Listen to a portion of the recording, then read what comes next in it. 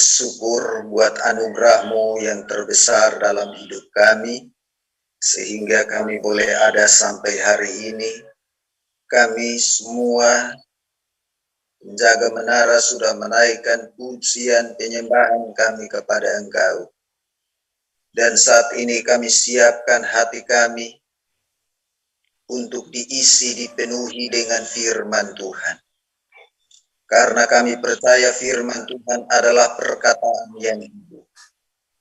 Firman Tuhan adalah perkataan yang penuh kuasa. Itulah sebabnya pengurapan Allah atas hamba, sehingga dapat menyampaikan isi hati-Mu bagi kami semua penjaga menara yang hadir pagi hari ini. Dan kami siapkan tanah hati yang terbaik untuk menerima firman Tuhan pagi hari ini. Di dalam nama Bapa, Putra, dan Roh Kudus. Dalam nama Yesus Kristus kami berdoa. Haleluya. Amin. Haleluya. Haleluya.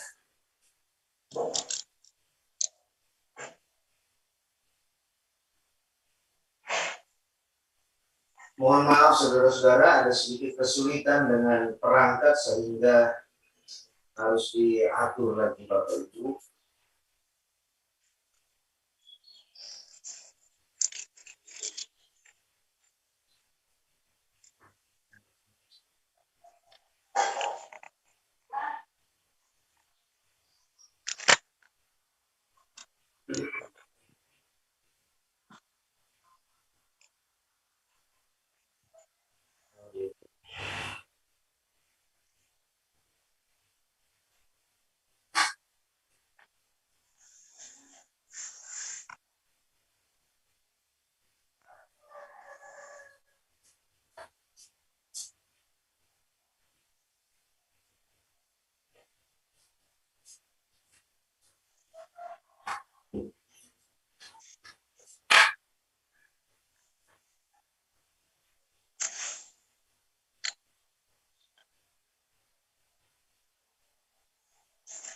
Baik.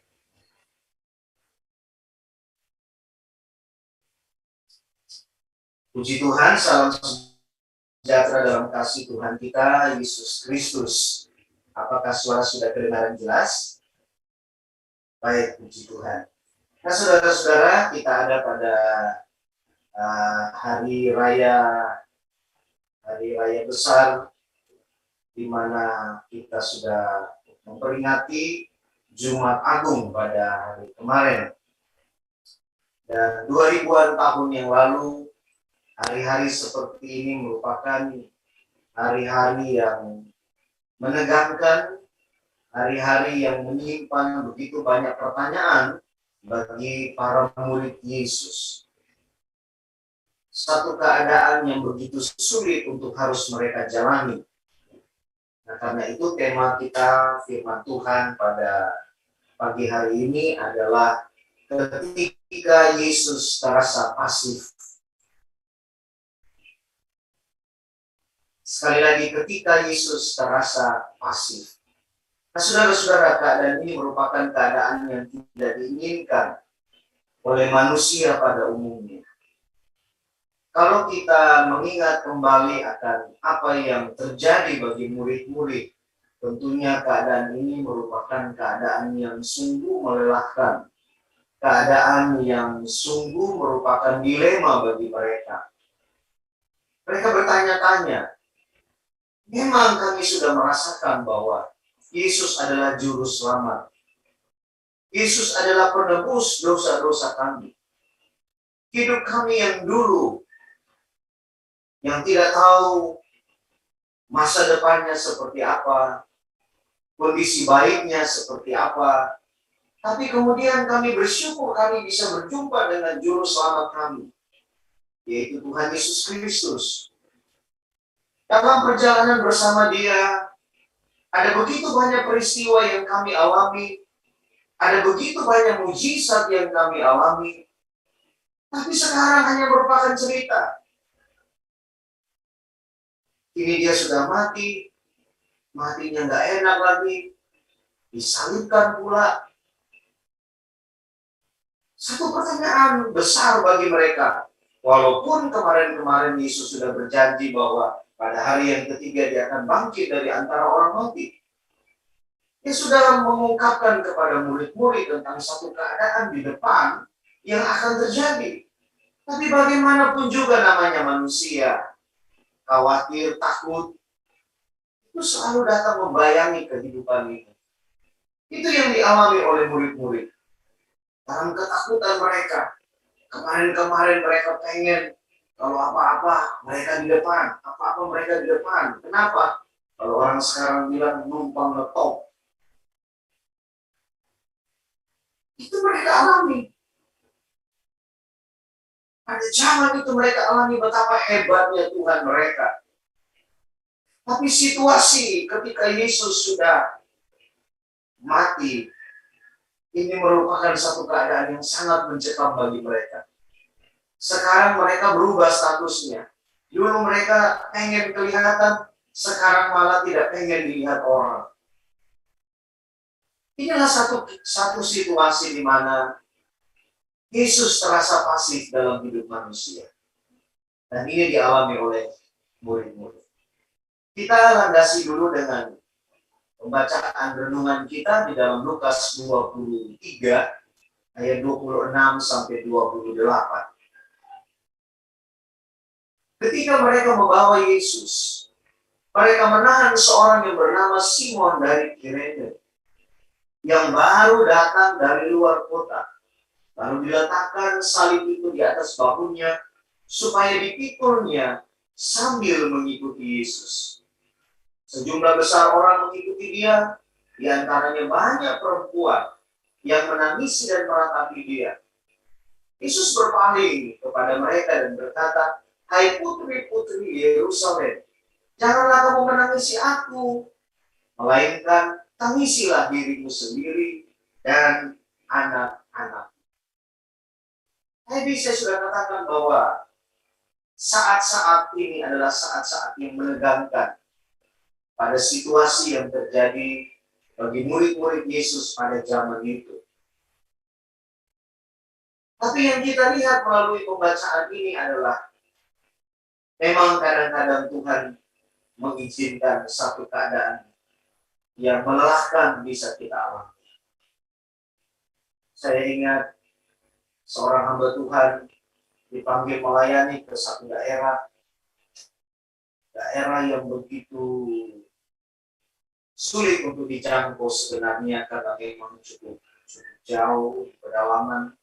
Dia harus datang untuk memenuhi permintaan undangan untuk melayani pekerjaan Tuhan di sana. Tiket dia bayar sendiri dan KKR berlangsung selama 3 hari, 3 malam khususnya. Dia berbicara di sana dan banyak orang dijamah Tuhan.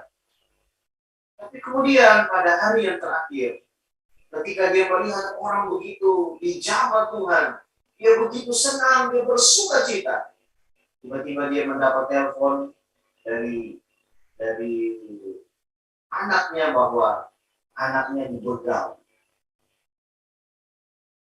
Dan semua diambil, sepeda motornya diambil, semua diambil. Kecuali handphone karena tertutup dengan jas hujan sehingga tidak diambil handphonenya. Handphone itu kemudian dia bisa pakai, dia telepon papanya. Sebagai seorang hamba Tuhan tentunya berpikir keras. Saya datang ke sini melayani Tuhan pakai uang sendiri, tiket saya bayar sendiri, penginapan saya bayar sendiri. Yang penting saya bisa memenuhi undangan ini karena Tuhan yang suruh, Tuhan pun yang sudah mencukupkan kebutuhan. Orang-orang dilawat Tuhan begitu luar biasa. Tapi kenapa sekarang anak saya mengalami musibah? Ini satu pertanyaan yang terjadi. Nah, kondisi seperti inilah yang saya sebutkan ketika Yesus terasa pasif. Banyak tokoh Alkitab juga memberikan pengertian tersendiri bagi kita untuk kita bisa belajar dari mereka. Bahwa walaupun janji Tuhan, janji yang penuh dengan harapan, janji yang penuh dengan kepastian, diberikan kepada tokoh-tokoh Alkitab. Tapi ternyata mereka harus menunggu juga. Dan menunggu itu merupakan satu keadaan yang tidak gampang, tidak mudah untuk bisa dilewati. Tuhan mendatangi Abraham ketika dia berumur 75 tahun. Dan Tuhan mengatakan bahwa ia akan menjadi seorang ayah, leluhur dari suatu bangsa yang besar.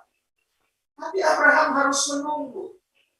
25 tahun Abraham berada dalam masa penantian. Dalam masa-masa ini nggak gampang, saudara-saudara. Dalam masa ini seorang sekelas Abraham saja masih bisa mengikuti saran daripada istrinya. Akhirnya merupakan sebuah cerita tersendiri dan sebuah pengalaman tersendiri dalam kehidupan keimanan kita kepada Tuhan. Tuhan memberitahu bangsa Israel bahwa mereka akan meninggalkan Mesir karena perbudakan dan menjadi satu bangsa yang besar. Tapi mereka harus menunggu juga 400 tahun kemudian bahwa baru perjanjian itu tergenapi bagi mereka. Tuhan juga memberitahukan kepada Musa bahwa dia akan menuntut umatnya ke tanah perjanjian, tanah yang berlimpah dengan susu dan madu. Namun mereka harus menunggu 40 tahun mereka berada di padang gurun. Satu keadaan yang melelahkan bagi bangsa. Walaupun di dalam tahun-tahun itu ada mujizat-mujizat yang Tuhan kerjakan bagi mereka. Tapi hal seperti itu sekali lagi tidak mudah untuk dijalani.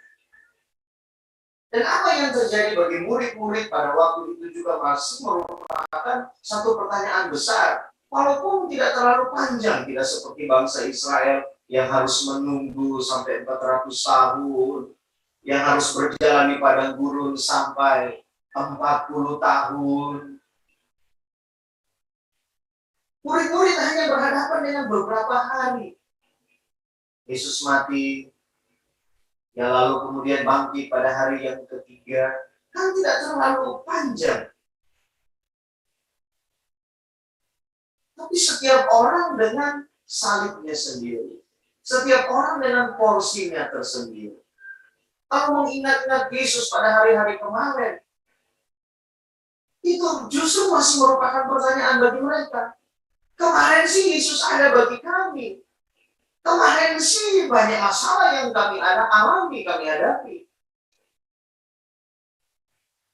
Terus di dalam perjalanannya bersama dengan Tuhan, dia mengalami masa-masa sulit, di mana dia harus berperang dengan orang-orang yang seakan-akan mengatakan bahwa gurumu itu tidak ada apa-apanya.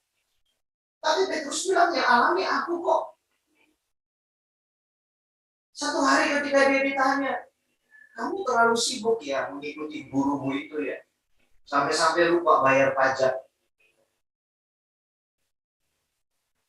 Masalahnya bukan bayar pajaknya, tapi masalahnya adalah ketika mereka singgung tentang nama gurunya, itu menimbulkan satu perasaan kesal, ingin balas, ingin menghajar orang-orang itu.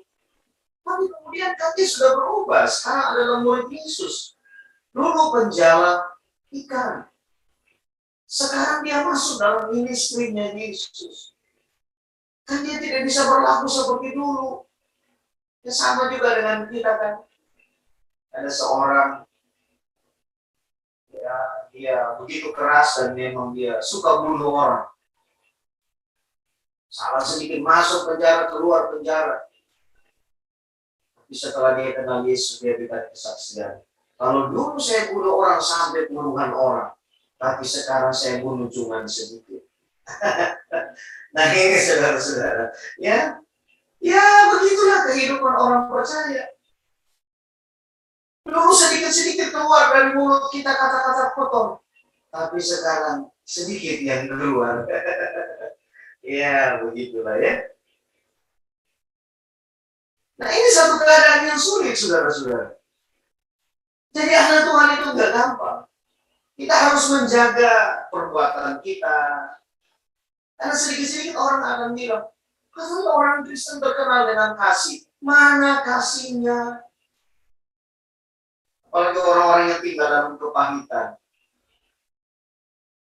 Lihat sesamanya anak Tuhan, teman-teman sepelayanannya, menikmati berkat Tuhan.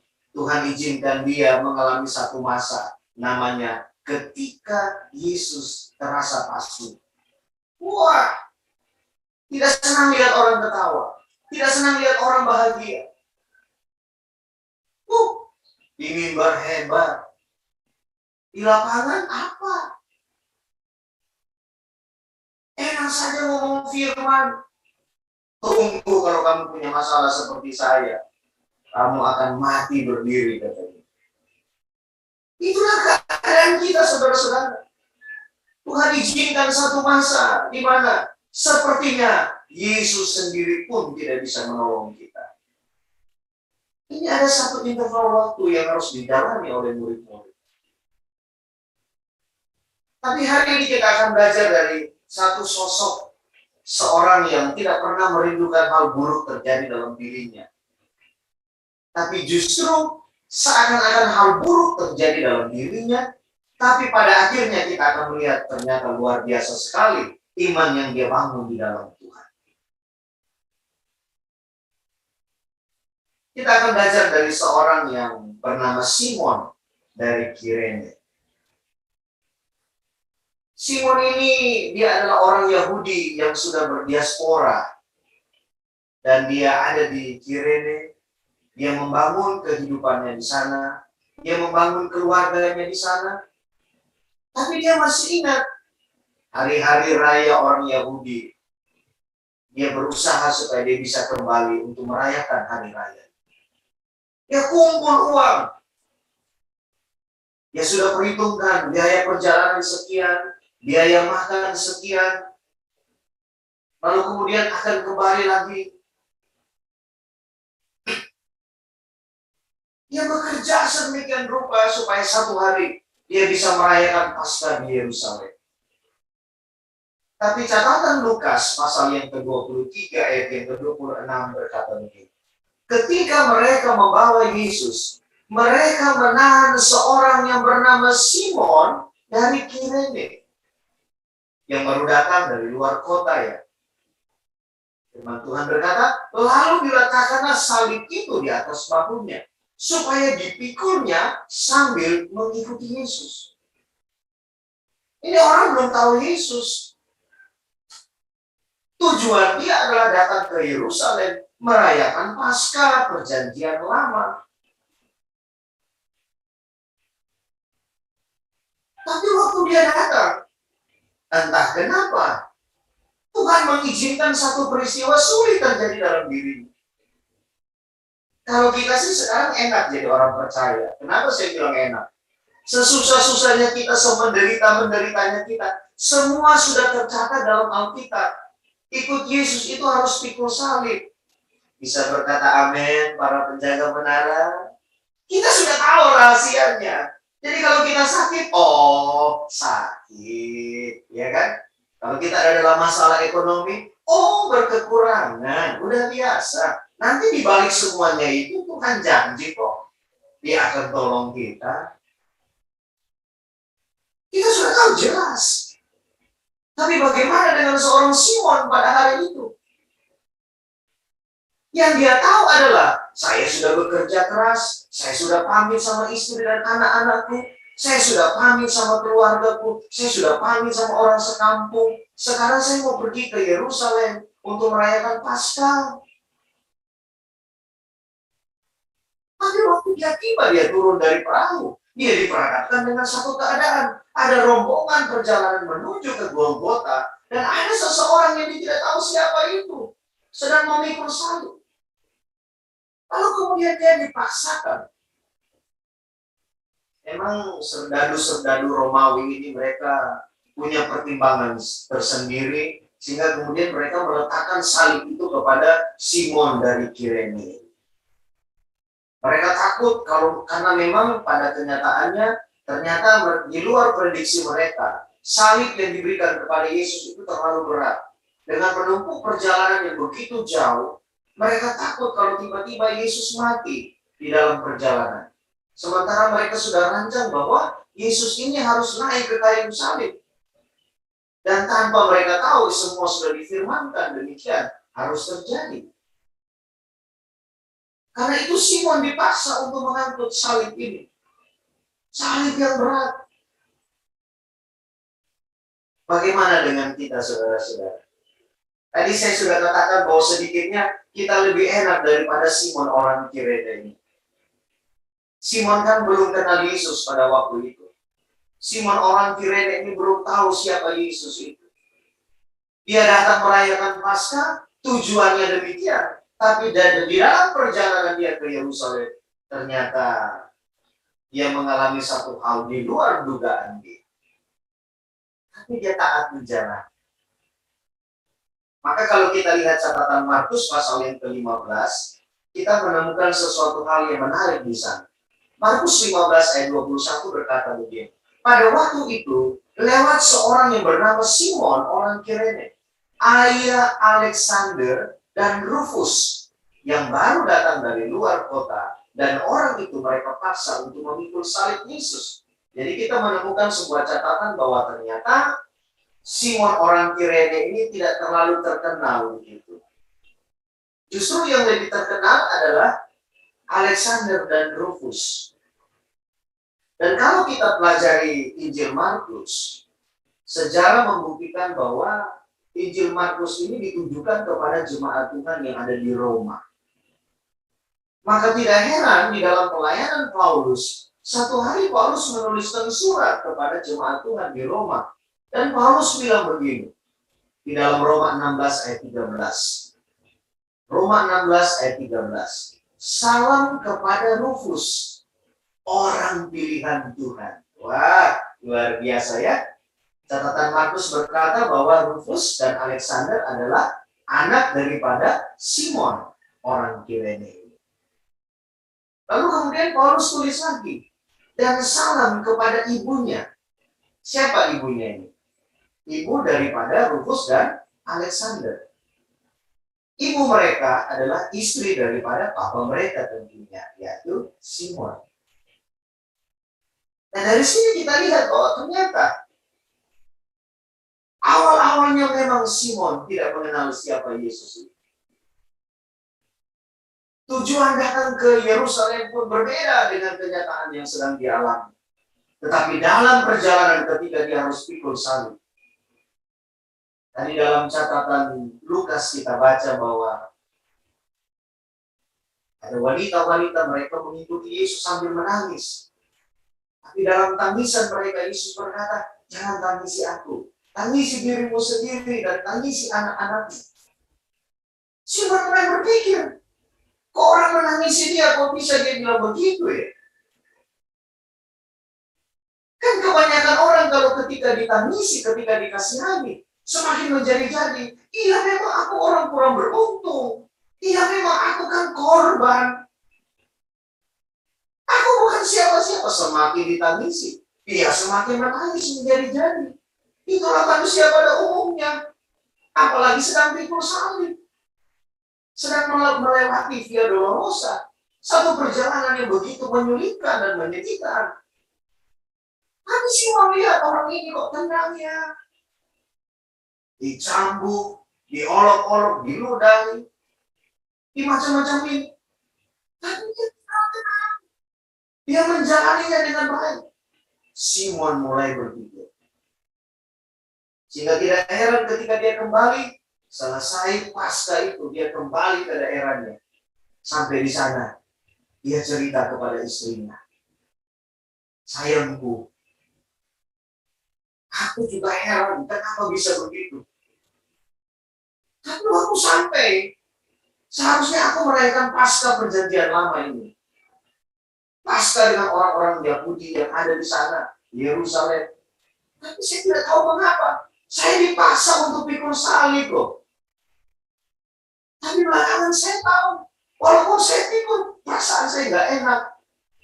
Tapi saya rasa damai. Saya rasa nyaman. Sehingga saya bisa menyelesaikan pekerjaan pikul salib itu. Sampai selesai. Tapi dalam perjalanan tuh, saya melihat luar biasa tuh Yesus itu. Dia diolok-olok, dia dicambuk. Tapi dia tidak balas dengan olok-olokan.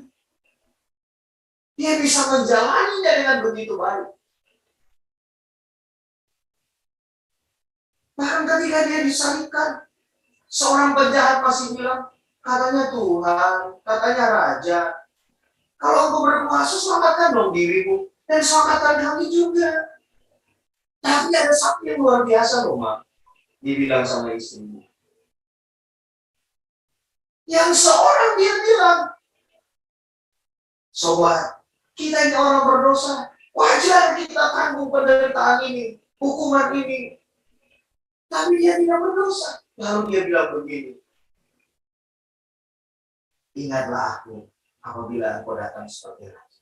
Oh, Yesus bilang hari ini juga engkau bersama-sama dengan aku di Firdaus. Dan kalimat itu terngiang sekali bagiku, Mam. Dia cerita kepada istrinya.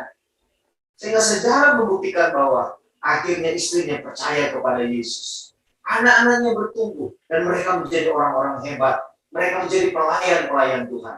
Tidak heran di zaman Paulus tulis surat kepada orang-orang ini bahwa ternyata mereka orang-orang yang hebat yang melayani Tuhan. Berawal dari mana? Berawal dari prosesi pikul salib. Seorang yang tadinya tidak kenal Tuhan. Nah, sebuah pesan bagi kita di hari ini adalah kalau Simon yang tadinya tidak kenal Tuhan, dia bisa menjalani kehidupan bersama dengan Yesus di masa-masa akhir. Boleh dikata Simon ini kenal Yesus saat Yesus tidak aktif. Gak bisa tolong dia. Tapi belakangan dia bisa merasakan bahwa hebatnya Yesus itu. Istri dan anak-anaknya, keturunannya menjadi keturunan yang berbahagia. Kenapa? Berawal dari peristiwa pikul salib. Kalau Simon orang Kirene bisa menjalani prosesi penderitaan, boleh dikatakan demikian. Bagaimana dengan kita? Kita harus lebih lagi. Kenapa? Karena kita bisa belajar. Kita bisa belajar dari perjanjian lama. Kita bisa belajar dari perjanjian baru. Kita bisa belajar daripada pengalaman rohani kita. Sampai hari ini kita mengiring Yesus. Sehingga kalaupun saudara mengalami sakit dalam hidupmu, ada kesulitan-kesulitan lain yang sedang kita alami, kita harus berkata dengan iman, Tuhan, terima kasih. Terima kasih buat pengalaman ini. Yesus memang terasa pasif dalam hidupnya. Tapi terasa pasif bukan berarti Yesus tidak aktif. Amin, saudara-saudara. Itu hanya tinggal tunggu waktu saja. Karena keselamatan itu pasti. Kalau keselamatan saja pasti dia berikan kepada kita. Masa yang lain dia tidak berikan. Amin, saudara-saudara. Tuhan tolong kita selamat memperingati Jumat Agung. Selamat memperingati hari sengsara Tuhan. Kematian Yesus di kayu salib. Tapi kita jangan berdiam diri di sini karena kita percaya bahwa tidak ada yang sia-sia. Kalau Simon bisa, yang berawal dari tidak percaya, apalagi kita yang sudah percaya Yesus, pasti kita mengalami kemenangan-kemenangan Tuhan di dalam hidup ini. Haleluya. Tuhan Yesus memberkati kita semua. Mari kita datang kepada Tuhan. Bapak, kami bersyukur, kami bangga, kami punya Tuhan Yesus.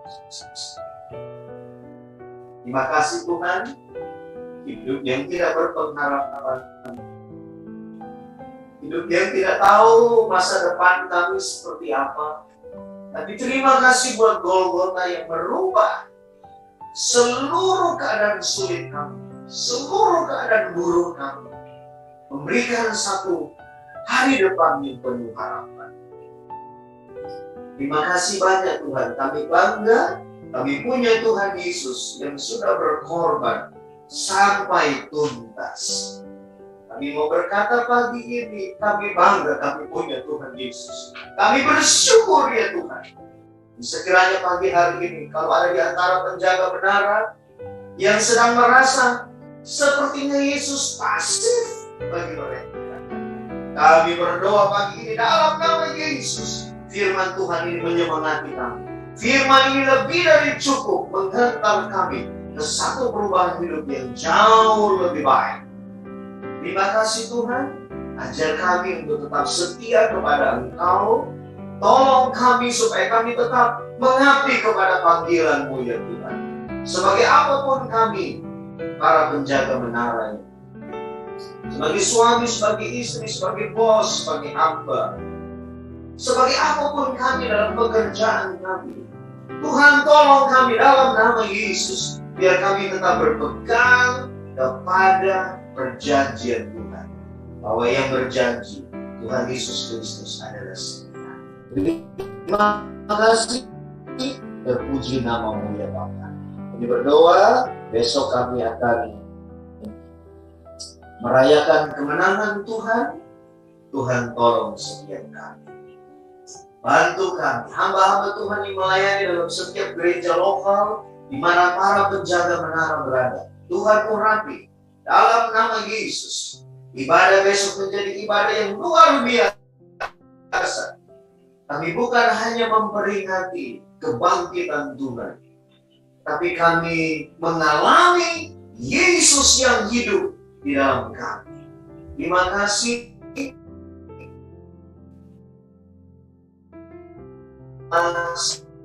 Sembahyang kita dalam nama Tuhan Yesus.